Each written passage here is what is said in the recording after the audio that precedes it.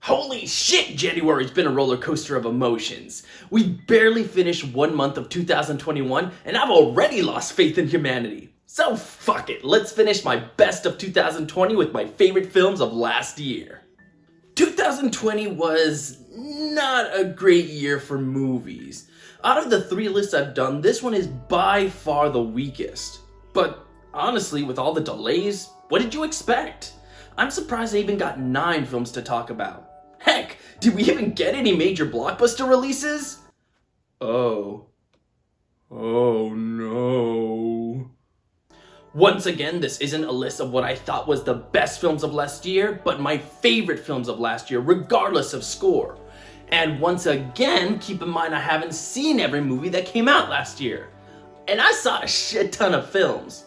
But just 3 off the bat that I can think of are Nomadland, Minari, and The Father. Don't know if they would have made the list, but I mention it just in case.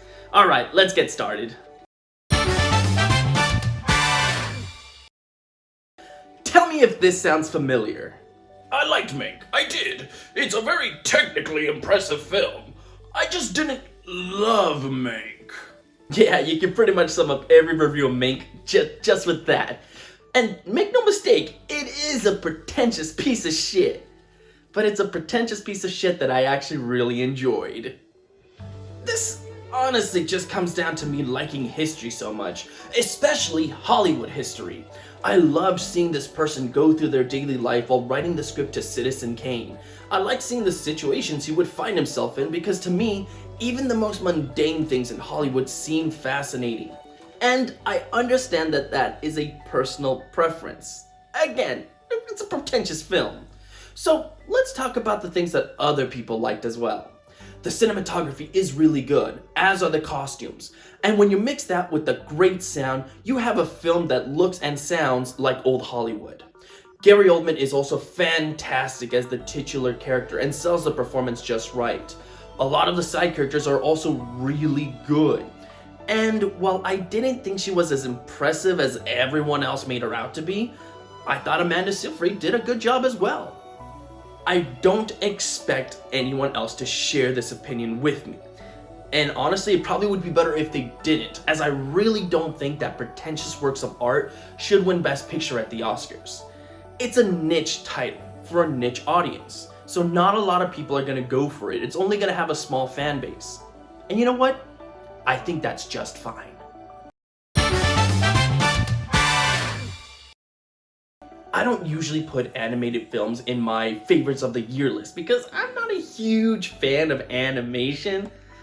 And I know that sounds weird because, you know, anime and all that stuff, but you know what? Even anime films don't ever make it onto here. So consider it very impressive that Wolfwalkers actually found a spot. Truthfully, I think it all comes down to the style of the movie. Its animation has a very rough edge that makes it an endearing piece of work. You can see the drawing lines underneath the final product, and I think it gives the film a really cool look. Could this be the style or just lack of funding? Doesn't matter, I think it's cool either way. I also really like the setting. Its Irish roots are on display in all the right ways and matches its story just right. Plus, I really like the Wolfwalker child. I thought she was a great character, though she does kinda look like a troll doll. No doubt people will put Soul on their top 10 list over Wolfwalkers, and that's just fine. You know, if that's what you like, go for it. I thought Soul was a good film as well. Just Wolfwalker stayed on my mind much longer than Soul ever did. Coming in at just the last minute, we have One Night in Miami, which follows Jim Brown, Malcolm X, Sam Cooke, and Muhammad Ali as they come together for one night to discuss their roles in the civil rights movement. I love what-if scenarios between famous characters because you don't have to go off of any actual facts, but instead bring to life a conversation that could have been. It's not an easy thing to do either, as if the writer does not know these characters inside and out, the dialogue can come off as fake and take you out of the experience. Luckily though, not only did I believe what was being said, but felt the weight of the words that were being said. Huge cred goes to these 4 actors for playing these legends, especially Kingsley Ben-adir as Malcolm X, who for me has one of the best scenes in the movie. I'm a sucker for a good script, and this one definitely delivers. It's not a film for everyone, but if you believe that words can have emotional punch to them, this is one that you definitely cannot miss. I know it seems odd to place this film above ones like One Night in Miami and Wolfwalkers, and yeah, if I'm being honest, it's definitely not as strong as those other films, but it still left emotional moments in me that were just on par as those other movies. Horror is a hard thing to get right, and truthfully, many people don't care about getting it right because it's a genre that most people will eat up regardless of what's thrown on screen. So how refreshing is it to give us something akin to hearing a spooky tale around a campfire? It's those stories that frighten us the most because our imaginations can create what scares us like no film can. Even better when the characters are not only likable but believable as well, which this film definitely achieves.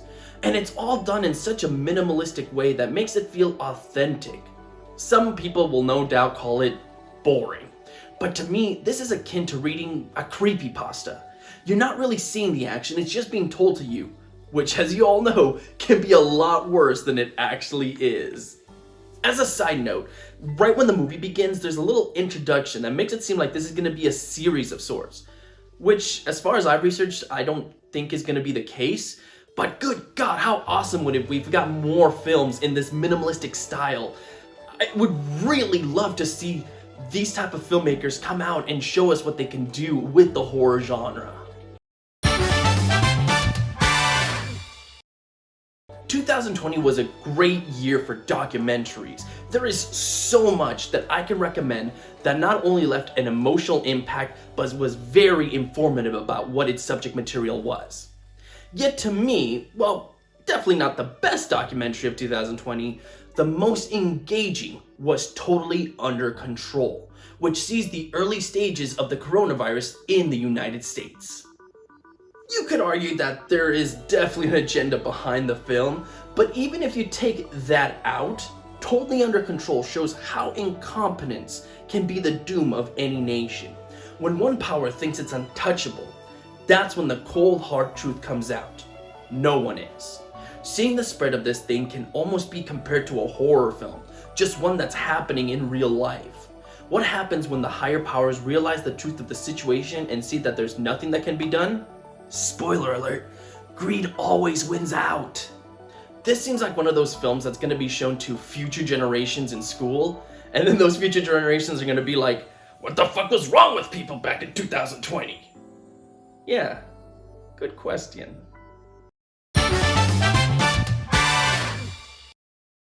I mentioned earlier that I am a sucker for a good script, especially when that script has clever dialogue. Well, The Trial of the Chicago 7 might just have one of the cleverest of last year. Written and directed by Aaron Sorkin, there's a reason this film is considered a strong contender at the Oscars right now. Based off real events, the movie is a showcase for the failure of the court system, the corruption of the police, and how it mirrors our surrounding right now. At the center of it is a brilliant ensemble cast that includes Sacha Baron Cohen, Frank Langella, Mark Rylance, Yahya Abdul-Mateen, among many others. It is these stars mixed with the fantastic and often comedic writing that makes this film so enjoyable. It's definitely a crowd pleaser, that feel-good film that many people enjoy and that the Oscars end up nominating. And that's fine. Nothing wrong with an accessible film. Now, it by no means does anything spectacular. However, it is a very feel-good movie. And in 2020, I think we definitely needed films just like these.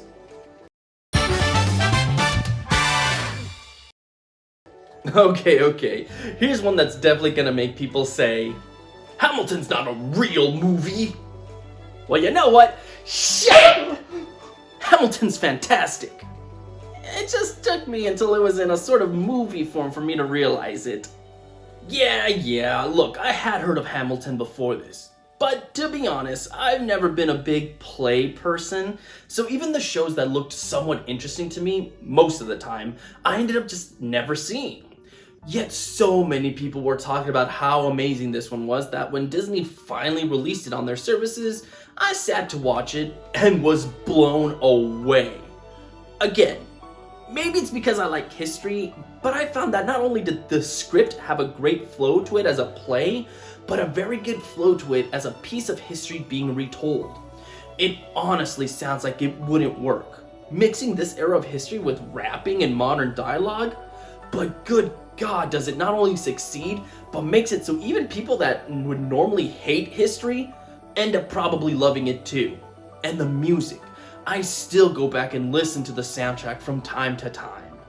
I'm sure at some point they're gonna try to adapt it into an actual film, which I don't think would work because the charm of it does come from it being a play.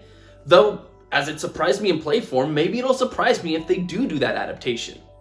I'd still give it a shot.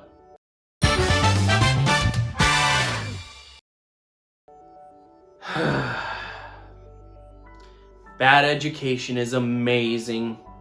It not only has a great script and story, but showcases some of the best work done by Hugh Jackman, Allison Janney, and heck, even Ray Romano. And because of some stupid bullshit, it's not qualified for the Oscars. What a damn shame. I'm not gonna pretend that the film would have won anything, there's just too much stronger work out there, but at the least it could have been in contention for a nomination. This is one of those based on real events that takes liberty with the script, giving each person a very entertaining personality, which I doubt the real people would have had. Hugh Jackman in particular gives a career best, managing to be both charming and menacing. He pulls it off fantastically, and the film is worth seeing just for that performance alone. Luckily, all the other parts of it work just as great. How far would you be willing to go to be number one? If that question intrigues you, then this is a film you definitely need to check out. Hold it! You're not gonna like it. Just preparing you for that.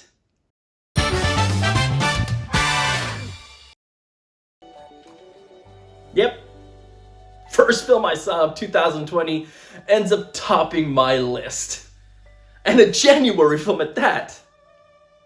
What the fuck? First, I have to say I love Guy Ritchie films, especially when they deal with that British gangster world that he does so well. And this is 100% Guy Ritchie. Just listen to that opening. Kiss me, mama, kiss your boy, bless me well and lucky. Hold me back till I return. I'm gone to old Kentucky. Cumberland Gap, devil of a gap. That's what the scouts all tell you. Yeah, badass. Second, just like with other Guy films, this one has a slew of characters that are incredibly entertaining. Heck, I didn't want the film to end since it would mean I couldn't hang out with these people anymore. And that's something I haven't felt in quite some time. Third, Hugh Grant needs to be nominated for supporting actor. Yeah, I said it. I think he's fucking wonderful. Lastly, out of any other film last year, I have seen this one the absolute most. It's not even close. It's the only one of last year I own. And before you say, oh, it's because the other films can be streamed, like, that doesn't matter to me. I have a collection going that I would gladly add to it regardless of the film's accessibility. So suck on that. Look, it makes no sense. By all rights, this shouldn't be my favorite film of last year. But it is! So in the famous words of Guy Ritchie, fuck off, eh? And that's the end of my best of 2020 list. Now I can put my full focus on 2021. There's movies to watch, anime to stream, and video games to play, which I'm really looking forward to. Plus I have a couple of interesting videos in mind, so, keep a lookout for those. Like always guys, please leave me your comments in the area below, subscribe, and of course, have a good one. Already gone with the full blood Cherokee.